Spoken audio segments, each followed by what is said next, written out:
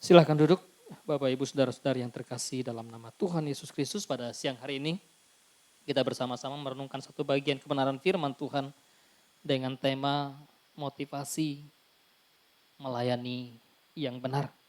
Tentu kalau kita bicara soal motivasi memang sesuatu yang sangat ya mudah tapi juga gampang untuk dipahami, gampang untuk dimengerti, apalagi untuk dilaksanakan. Nah, mari kita bersama-sama membuka satu bagian firman Tuhan yang terambil dari surat Paulus kepada jemaat yang ada di Filipi. Filipi pasal 1.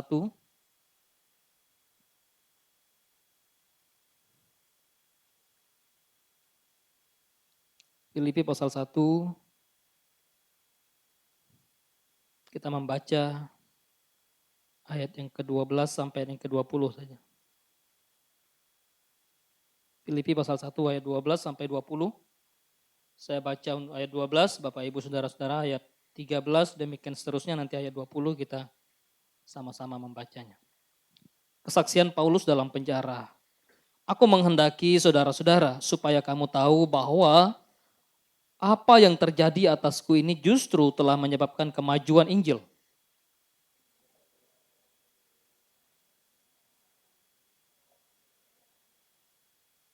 Dan kebanyakan saudara dalam Tuhan telah beroleh kepercayaan karena pemenjaraanku untuk bertambah berani berkata-kata tentang firman Allah dengan tidak takut.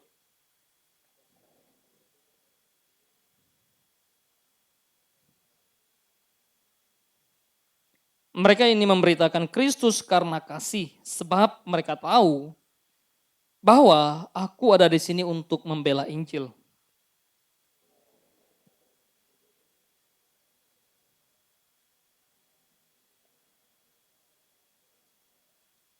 Tetapi tidak mengapa, sebab bagaimanapun juga Kristus diberitakan, baik dengan maksud palsu maupun dengan jujur.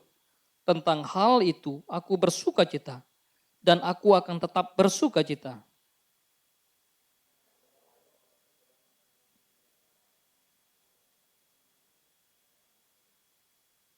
Sama-sama. Sebab yang sangat kurindukan dan yang kuharapkan ialah bahwa aku dalam segala hal tidak akan beroleh malu, melainkan seperti sedia kala, demikian pun sekarang, Kristus dengan nyata dimuliakan di dalam tubuhku, baik oleh hidupku maupun oleh matiku. Demikian jauh pembacaan firman Tuhan kita pada siang hari ini. Yang berbahagia bukan saja membaca, merenungkan, tetapi yang melakukan kebenaran firman Tuhan di dalam kehidupan hari lepas hari. Bapak Ibu Saudara-saudari yang terkasih dalam nama Tuhan kita Yesus Kristus, bicara motivasi dengan kata dasar yang tentu kita pahami bersama-sama, yaitu motif gitu ya. Ketika orang melakukan segala sesuatu pasti ya motifnya apa, motivasinya apa, tujuannya apa. Sehingga ketika kita membaca melalui surat kabar atau menonton melalui televisi secara khusus waktu nonton acara investigasi misalnya. Investigasi kan biasanya lebih kepada bagaimana seseorang mengajukan berbagai macam pertanyaan ya kepada orang yang diwawancarai. Misalnya ketika ada seorang penjahat melakukan kejahatan. Yang ditanyakan adalah apa yang menjadi tujuan saudara melakukan kejahatan ini. Kalau orang yang biasanya melakukan pembunuhan ada yang menjawab, ya motivasi saya atau motif saya melakukan hal ini karena misalnya saya cemburu. Ada, wah kenapa kamu melakukan pembunuhan terhadap dia? Misalnya, wah saya melakukan karena saya ya, ingin membalas dendam. Terlalu banyak begitu ya ketika kita bicara motivasi. Oleh sebab itu, motivasi atau motif itu adalah suatu dorongan dalam diri seseorang, ya. Dorongan yang membuat menjadikan seseorang untuk bertindak, melakukan sesuatu yang dia ingin capai, yang ingin dia lakukan. Ketika dia sudah melakukan atau mencapai tujuan daripada sasaran, tujuan daripada yang dia inginkan, maka dia merasa wah puas begitu ya. Nah, bukan hanya dorongan tapi juga motivasi atau motif memiliki suatu pengertian juga tentang rangsangan dalam diri seseorang atau rangsangan atas diri manusia. Ya untuk apa?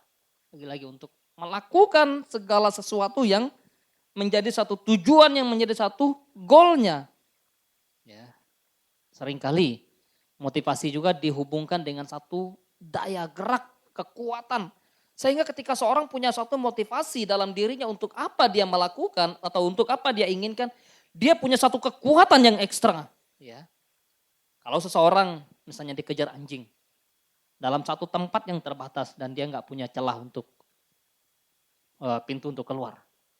Maka ketika dia punya satu motivasi untuk keluar dari ruangan tersebut atau batas di mana dia dikejar oleh seekor anjing yang galak mengejarnya, maka dia berani dan mampu melompat tembok kadang setinggi apapun misalnya. Oleh sebab itu motivasi bisa dilakukan atau bisa terjadi dalam diri seseorang oleh karena kesadaran, tapi juga oleh karena di luar kesadaran dia. Ya. Jadi motivasi itu dilakukan oleh seseorang atau terjadi dalam diri seseorang atas dasar misalnya. Bisa terjadi oleh karena kesadaran, memang betul-betul dia sadar. Kalau saya melakukan ini maka saya sadar konsekuensinya ini. Kalau saya misalnya punya motivasi untuk melakukan satu pencurian, maka saya tahu konsekuensinya secara hukum. Mungkin saya akan dipidanakan misalnya. Nah, itu motivasi.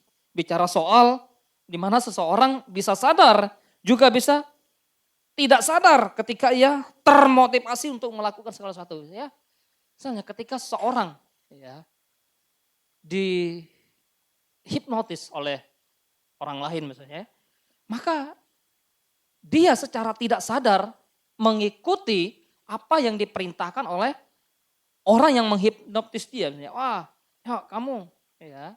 Kalau dulu kan teman kita Dudung pernah tuh jadi korbannya ya di seberang Karlu sana, pernah jadi korbannya. Dia nggak sadar, waktu dia sadar setelah di mana? Setelah kembali ke tempat ini. Wah, ternyata dompet saya hilang, saya dihipnotis. Ya. Jadi dengan kata lain bahwa motivasi bisa terjadi di dalam diri seseorang dengan satu kesadaran, tetapi juga bisa dipengaruhi oleh orang di luar kita. Bisa dipengaruhi oleh orang lain, entah pribadi, entah kelompok. Ya, ketika satu kelompok di luar kita menggerakkan kita atau menggerakkan seseorang untuk melakukan satu tujuan yang mereka inginkan, maka kita secara tidak langsung termotivasi oleh mereka, terdorong oleh mereka, tanpa sebetulnya kita punya tanpa kita sadar bahwa dampaknya apa, pengaruhnya apa. Oleh sebab itu motivasi seringkali ya terjadi dalam diri seorang, ya bisa karena kesadaran, bisa juga karena ketidaksadaran. Misalnya bisa terjadi di dalam diri, tapi juga bisa terjadi di luar diri. Di luar diri, di dalam diri tentu ini menjadi sesuatu yang sangat sulit untuk kita kendalikan. Bagaimana ketika kita bicara soal motivasi kita, keinginan-keinginan daging kita, keinginan-keinginan keberdosaan kita, itu kan lebih daripada motivasi dari dalam. Ketimbang misalnya motivasi dari luar, orang seringkali saya melakukan ini karena faktor lingkungan.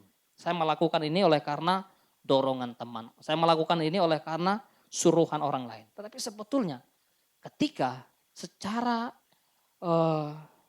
intrinsik dalam diri kita punya satu kekuatan, punya satu benteng yang teguh, yang kuat, pengaruh dari luar itu sebetulnya adalah hal yang sangat bisa diantisipasi. Nah, Ibu Bapak Saudara-saudari yang terkasih dalam nama Tuhan kita Yesus Kristus, maka kembali kepada satu bacaan kita pada siang hari ini. Ketika Paulus mengingatkan orang-orang yang ada di Filipi pada waktu itu tentang bagaimana ia dipenjarakan, mengapa ia dipenjarakan, dan tentu yang menjadi suatu sorotan bagi saya dan saudara pada siang hari ini adalah kita melihat ada motivasi pemberita-pemberita Injil pada waktu itu. Atau motivasi orang-orang yang senantiasa mengabarkan Injil. Selain daripada Paulus. Ya, jadi motivasi itu bisa benar dan tentu bisa salah. Mari kita lihat dalam konteks surat Paulus yang kita baca tadi. Apa yang dikatakan oleh Paulus ketika ia berkata kepada orang-orang pada waktu itu. Ya. Ada orang yang memberitakan Kristus karena dengki. dan perselisihan. Tetapi ada pula yang memberitakannya dengan maksud baik. Motivasi daripada pemberitaan Injil. Nah, Bapak Ibu Saudara-saudara yang terkasih dalam nama Tuhan kita Yesus Kristus, paling tidak di dalam bagian bacaan kita hari ini ada dua motivasi. Pertama, yang diwakili oleh Paulus, dan yang kedua yang diwakilkan dengan orang-orang yang di luar Paulus, yang Paulus sebutkan. Untuk apa mereka memberitakan Injil? Karena apa mereka memberitakan Injil? Jelas, secara tertulis Paulus menyebutkan mereka memberitakan Injil karena dengki dan perselisihan. Ya. Karena dengki dan karena perselisihan.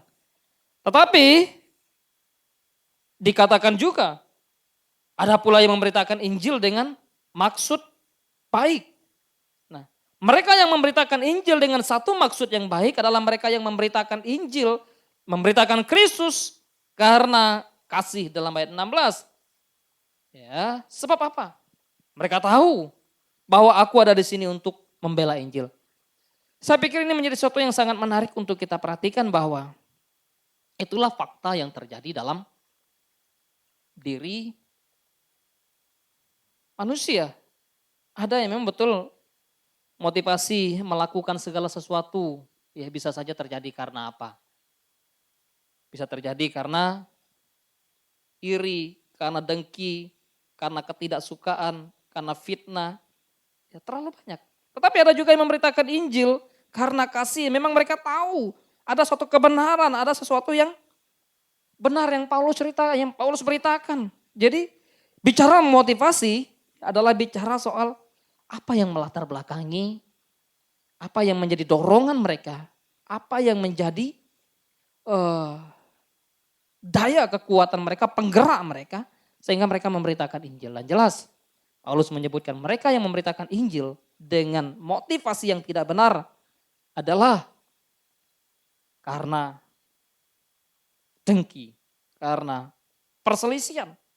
Nggak tahu perselisihan karena apa, dengki karena apa. Saya pikir bahwa kedengkian mereka itu adalah kedengkian karena Paulus. Mereka melihat Paulus adalah orang yang tulus, orang yang jujur, orang yang memang betul-betul murni memberitakan Injil tanpa ada unsur terselubung di dalam diri Paulus. Sehingga apa? Ada yang menyebutkan bahwa golongan yang memberitakan Injil karena dengki, karena iri hati, karena perselisihan, atau karena kepentingan diri ini adalah mereka sebetulnya bukan golongan orang di luar jemaat yang ada di Filipi itu.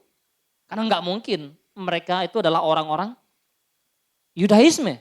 Karena Yudaisme nggak mungkin memberitakan Injil yang seturut dengan pemberitaan Injil yang diberitakan oleh Paulus.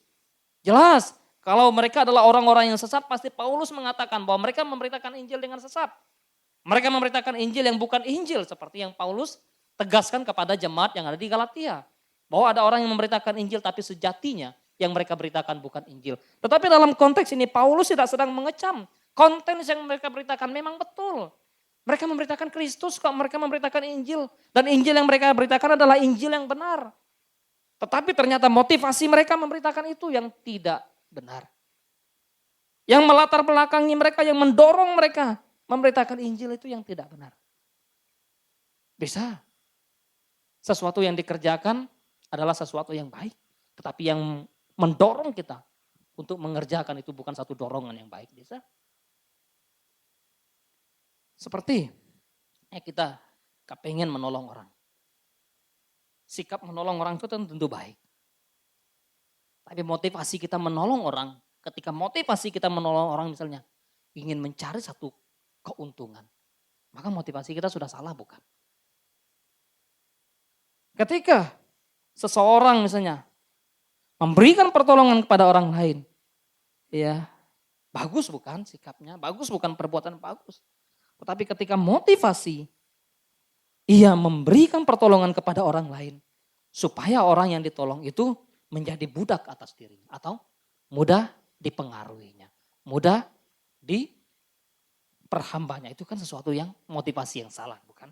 Nah hal inilah yang sebetulnya menjadi satu dasar atau menjadi satu pemikiran pada Paulus atau diri Paulus bahwa mereka memberitakan Injil dan Injil yang mereka beritakan adalah Injil yang murni, Injil yang benar, dan Paulus tidak sedang menghujat mereka. Paulus tidak sedang menyalahkan Injil yang mereka beritakan, tapi Paulus sedang mengatakan kepada orang-orang pada waktu itu bahwa mereka memberitakan Injil, tapi motivasi mereka salah. Mereka memberitakan karena iri, karena dengki. Nah, memang menarik sekali ketika mereka memberitakan Injil soal karena iri, karena dengki, karena ketidaksukaan. Ya, ada yang mengatakan bahwa ketidaksukaan mereka kepada Paulus sehingga mereka bangga waktu Paulus di penjara. Mereka bangga waktu Paulus ditawan. Mereka bangga waktu Paulus sedang di dalam terali. Lagi-lagi, wah, kebanggaan mereka. Nah, mereka memberitakan Injil bukan hanya karena iri, bukan hanya karena dengki, tapi juga mereka memberitakan Injil oleh karena kepentingan mereka sendiri dengan maksud yang tidak ikhlas. Lebih kepada self-oriented. Jadi untuk apa mereka memberitakan Injil itu? Ya karena kepentingan diri mereka. Bukan karena kepentingan Kristus. Bukan karena kepentingan orang yang mereka layani. Tapi lebih kepada kepentingan diri mereka. Memang kalau dalam bahasa asli yang dipakai, ya menunjuk kepada bahwa mereka memberitakan Injil oleh karena kepentingan diri, menunjuk kepada suatu ambisi mereka, menunjuk kepada satu keinginan mereka. Untuk apa? Untuk suatu kekuasaan. Untuk suatu kekuasaan. Jadi dengan harapan bahwa mereka memberitakan Injil supaya mereka mendapatkan suatu kekuasaan, mereka mendapatkan suatu pengakuan, mereka mendapatkan suatu kehormatan pada waktu itu. Inilah yang dipakai. Sehingga ya bagi mereka enggak apa-apa. Saya memberitakan Injil ini. Yang penting nanti saya dapatnya apa. Saya punya kekuasaan apa. Saya punya penghargaan seperti apa. Saya punya nama dihormati seperti apa. Itulah. Tetapi Paulus dia tidak ingin terjebak dengan apa yang dilakukan oleh orang pada waktu itu. Ya. Paulus memberitakan Injil, kalau kita melihat bagaimana sikap Paulus dalam memberitakan Injil. Dan memang kalau kita melihat kiprahnya ya, apa yang dikatakan Paulus bukan saja kepada jemaat yang ada di Filipi ini, waktu ia berbicara kepada orang-orang di Galatia. Bahwa kita melihat kemurnian motivasi Paulus dalam memberitakan Injil. Kalau kita buka Galatia pasal 1 ayat yang ke-10. Ya. Galatia pasal 1 ayat 10. Ayat 9 dan 10 saya baca untuk kita. Seperti yang telah kami katakan dahulu, sekarang kukatakan lagi. Jikalau ada orang yang memberitakan kepadamu satu Injil yang berbeda dengan apa yang telah kamu terima, terkutuklah dia. Jadi bagaimana sekarang ayat 10 pasal 1 Galatia. Adakah ku cari kesukaan manusia atau kesukaan Allah? Adakah ku coba berkenan kepada manusia sekiranya aku masih mau mencoba berkenan kepada manusia, maka aku bukanlah hamba Kristus itu. Dari tulisan-tulisan Paulus sebetulnya kalau kita mau mengamati bagaimana motivasi Paulus dalam memberitakan Injil. Ya. Maka Paulus memberitakan Injil dengan satu motivasi yang murni, motivasi yang jujur, motivasi yang tulus. Bahwa saya memberitakan Injil bukan untuk mencari sebuah nama, bukan mencari untuk kesukaan manusia, tetapi lebih kepada satu kesukaan Allah. Bukan supaya dihormati, bukan supaya berkenan kepada manusia, tapi berkenan kepada Allah. Kesadaran Paulus akan hidupnya yang telah ditebus oleh Kristus menjadi satu dorongan tersendiri bagi dia untuk mau, untuk terus memberitakan Injil. Jadi jelas bahwa pemberitaan Paulus, pelayanan Paulus yang mendorong Paulus untuk melayani Allah, untuk memberitakan Injil Tuhan, bukan kepentingan diri. Terlalu banyak memang ketika kita mau bicara bagaimana kemurnian Paulus dalam memberitakan Injil. Sekalipun ia punya kesempatan untuk menerima bayaran, tapi ia terkadang harus menolak dan bahkan rela bekerja memenuhi kebutuhan diri. Hanya apa? Hanya karena ingin memberi teladan pada orang pada waktu itu. Hanya karena apa? Hanya karena ingin menunjukkan bahwa sebetulnya dirinya hidup dalam kemurnian untuk memberitakan Injil. Bapak Ibu Saudara-saudara yang terkasih dalam nama Tuhan kita Yesus Kristus. Inilah yang menjadi satu gambaran bagi kita ketika kita melayani Tuhan. Paulus dari sisi motivasi bukan saja ia murni tulus, ikhlas. Ya. Oleh karena apa? Oleh karena dorongan Allah di dalam dirinya. Oleh karena apa? Oleh karena Kristus yang telah menebus dia, menggerakkan dia untuk terus memberitakan Injil. Dan dia sadar betul bahwa panggilannya untuk memberitakan Injil adalah suatu kasih karunia yang memang Allah berikan kepadanya. Karena nggak ada alasan bagi dia untuk tidak melayani Tuhan. Bapak Ibu Saudara-saudara yang terkasih dalam nama Tuhan kita Yesus Kristus. Karena itu ketika ia menyadari betapa ia memberitakan Injil dengan suatu maksud yang murni, dengan satu motivasi yang lurus, motivasi yang jujur baginya. Sekalipun ia harus dipenjarakan, bagi dia tidak apa-apa. Tidak perlu merasa malu. Tidak perlu merasa tersudutkan. Tidak perlu merasa terpojokkan. Tidak perlu merasa minder. Ia berkata kepada orang-orang di Filipi pada waktu itu, kalaupun ya dia dipenjarakan, ia sadar, dan orang lain pun ada yang tahu bahwa Paulus ada di penjara oleh karena pembelaan Injil. Karena itu bagi Paulus, ia berkata, aku tidak perlu malu untuk hal itu.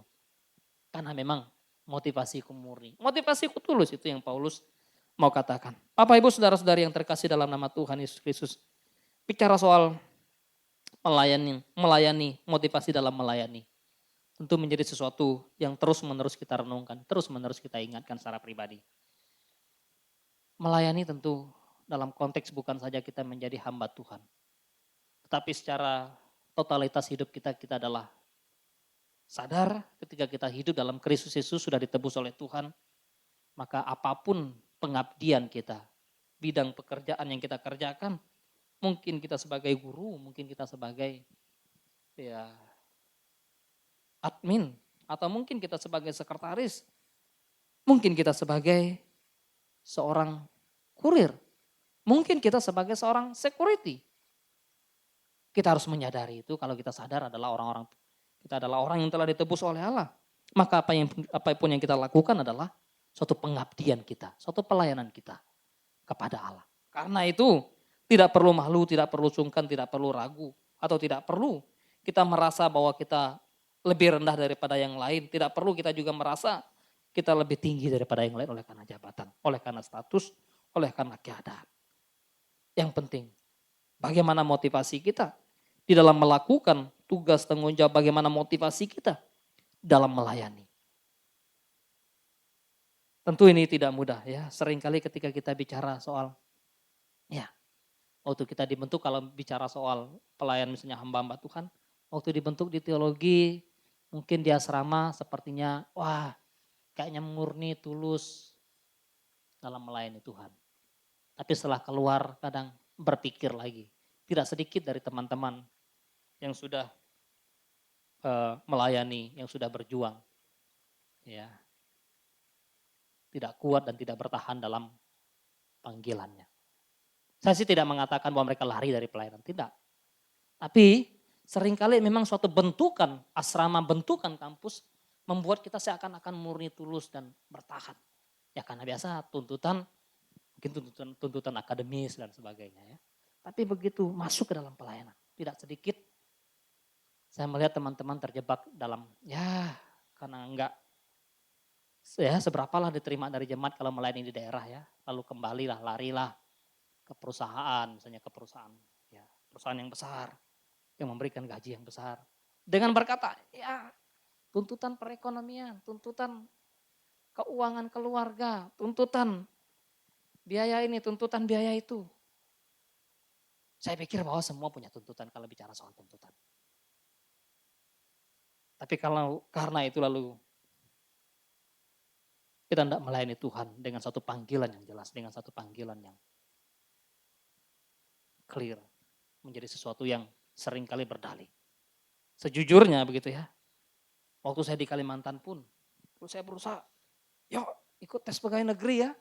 Jadi kesempatan untuk melayani di gereja, kesempatan nanti tunggu ada peluang pegawai negeri ini, mau melamar gitu ya. Kenapa? Kayaknya enak benar pegawai negeri. Dapat gaji tiap bulan, bekerja hanya jam sekian sampai jam sekian. Ya jadi guru pak lumayan lah gitu ya. Wah, Nggak mudah bicara motivasi. Bicara tujuan dalam melayani Tuhan. Memang betul. Ya, kamu jadi guru juga melayani Tuhan. Betul. Nggak salah. Tapi ketika saya sadar, saya menyerahkan hidup untuk melayani Tuhan. Mengambil jurusan kependetaan supaya menggembalakan misalnya. Kok maunya lari ke sekolah? Bukankah sudah ada orang-orang yang memang mengambil bagian dalam hal itu? Oh iya, kadang saya pikir. Sehingga beberapa kali ikut tes misalnya, enggak lulus. Enggak, berkasnya enggak memenuhi syarat. Bukan jurusan Pak, enggak punya akta. Oh iya, sekalipun sudah misalnya honor, enggak bisa. Nah, bicara soal melayani Tuhan, kemudian motivasi kita dalam melayani, betapa tidak mudah. Karena bicara soal pelayanan bukan, apalagi kalau kita mengerti definisi melayani. Ya tentu melayani adalah bagian atau pekerjaan dari seorang hamba, seorang budak, bukan seorang tuan. Ya, jadi ketika kita melayani Kristus, kita bukan Kristus, kita adalah hambanya. Kita melakukan apa yang menjadi kehendak Tuhan. Seringkali di kekinian kan arti melayani menjadi sesuatu yang sangat disalahkan, salah artikan. Sehingga apa? Orang melayani kelihatannya kok mewah sekali ya. Oh berarti dia melayani, tergeraklah dia melayani. Orang melayani kok kelihatannya dapat uang banyak. Orang melayani kelihatan kok menjadi kaya. Orang melayani kok kelihatannya menjadi sukses. Kalau begitu saya mau jadi pelayan. Motivasi. Tidak sedikit pelayan-pelayan Tuhan, hamba-hamba Tuhan terjebak dan jatuh di sana. Dikendalikan oleh apa? Oleh kebutuhan. Dikendalikan oleh apa? Finansial. Dikendalikan oleh apa? Oleh karena kedudukan. Dikendalikan oleh apa? Oleh karena popularitas. Seringkali hal-hal demikian menjadi satu motivasi di mana kita melayani.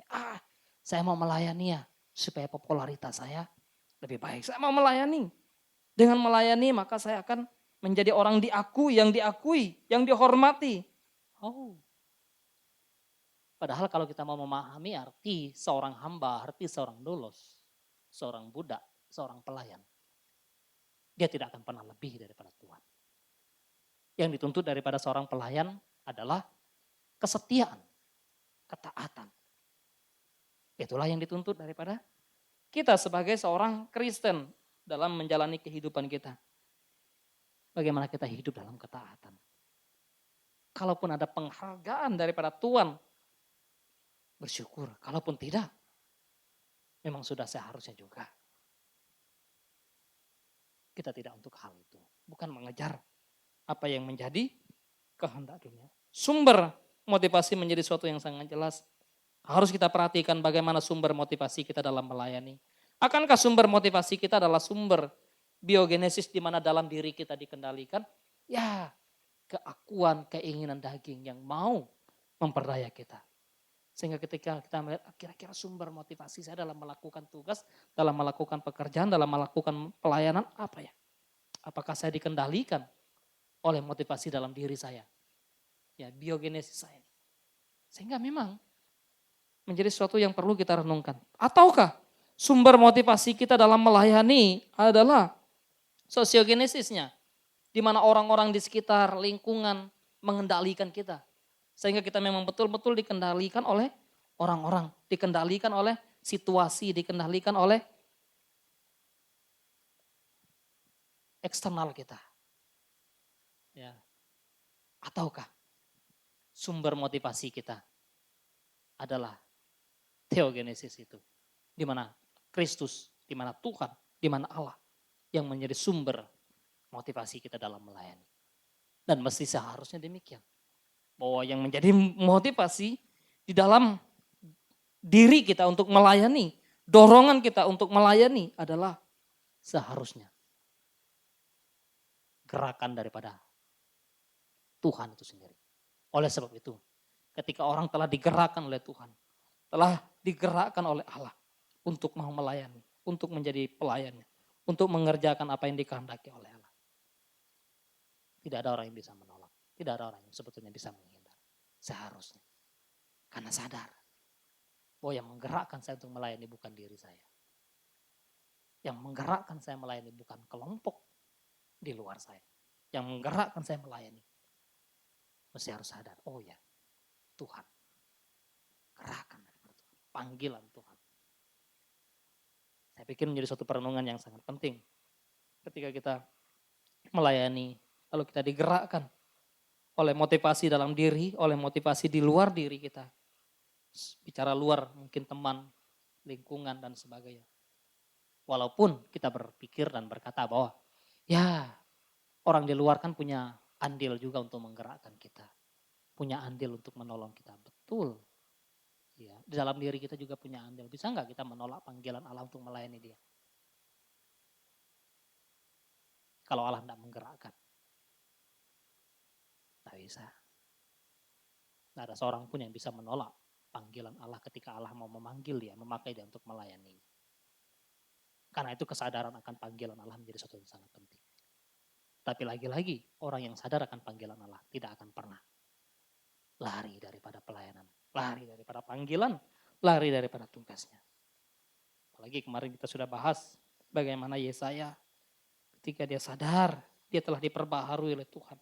Tuhan berkata, siapakah yang mau pergi untuk aku? Ini aku, utus aku. Waktu Tuhan memanggil Musa dan Musa berusaha untuk menolak, jangan. Aku bukan seorang yang patah lidah.